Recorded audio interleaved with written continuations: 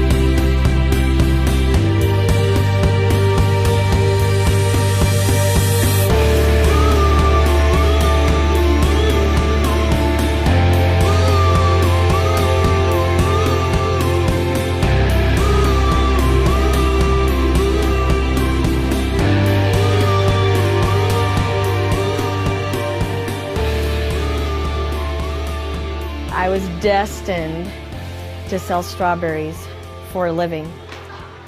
There I was in my one-bedroom apartment, a single woman in a brand new town.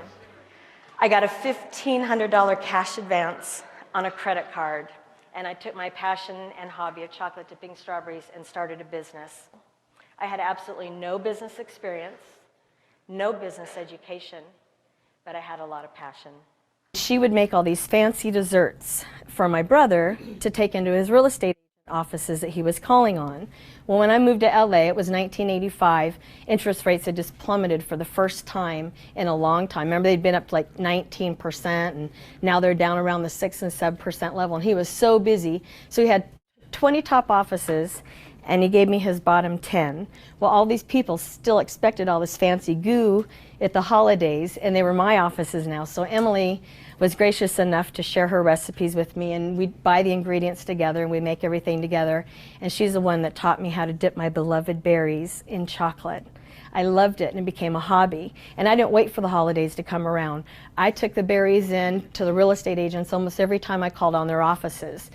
Developed another great system. I'd bring them berries, they'd give me mortgage loans, and be both really happy. So I believe that when you add hard work together with passion, anything is possible, and that is when dreams can become reality. I liked working with numbers and doing mortgage loans, and I learned a lot, but I started thinking about how much time we spend at work, or worrying about work, or preparing for work, that if you don't really love what you do, and you're selling yourself short, and life is short. So again, I found myself in Sacramento. I decided it would be the perfect town to start my berry business in. I believe that being an entrepreneur is something that you are. You were born that way. You know, when life gives you lemons, you make the best, most unique lemonade stand that you can. I remember my first repeat customer. He called me up and he said, "Shari, I sent my wife your basket of berries and she loved them. So now what can I send her?"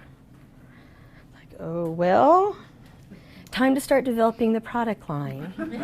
So I thought, well, I keep telling people my strawberries are like a florist, so maybe I can make my strawberries to actually look like flowers. So I developed a strawberry rose bouquet. Each strawberry is on a handmade rose stem with fern and baby's breath and a long, elegant gold rose box. They were so unique, I was able to get them patented. And this is a little drawing that I had to have drawn up for Washington, D.C., but I was able to get a patent on my unique strawberry roses.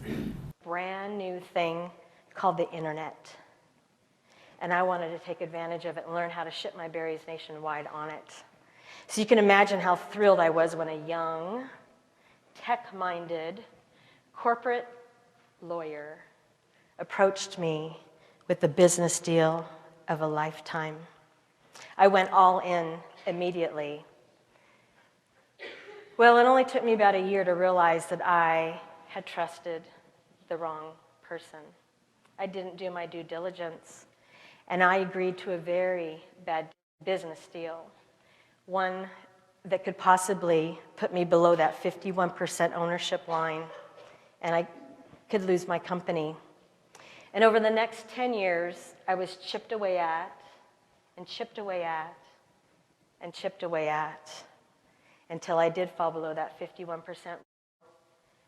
And the board of directors voted over me to sell the company off to San Diego-based ProFlowers, and my company was gone. 22 years of blood, sweat, and tears was gone.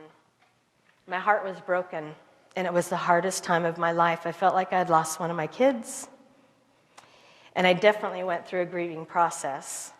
But what I learned during this time is that we are going to learn the most during our lifetime through the difficult times in our life. That's when we become the strongest. And what she discovered was that the majority of all successful entrepreneurs have their biggest success right after their biggest failure. I also learned that dipping strawberries in chocolate is what I do, not who I am. And that disappointments in life, well, they're unavoidable. But discouragement is a choice. Because unforgiveness does more harm to the vessel in which it is stored than the object on which it is poured. You have to forgive in order to heal and to move on. During this time in my life, I became a Christian. And I'm so grateful that when my boys were young, I learned the importance of having my priorities in order. My faith has always come first, and then my family, and then my work last. My pastor once said to me, Shari, I've never met anybody on their deathbed that's ever said that they had wished they had spent more time at the office. It's so important to be equally yoked with your mate so you have the same beliefs as you raise your family, and to build your house on a solid rock.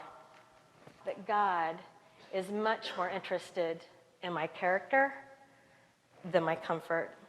Pruned, refined, pretty painful stuff. But you know, a faith that isn't tested sometimes isn't very reliable. Sitting in a church pew doesn't make you a Christian any more than sitting in a garage makes you a car. So my prayer today for all of you as you go out seeking your careers and your future and your dreams is that you'll always remember that making a living is not the same or as important as making a life. Hello, my name is Shari Fitzpatrick, and I'm a professional strawberry dipper.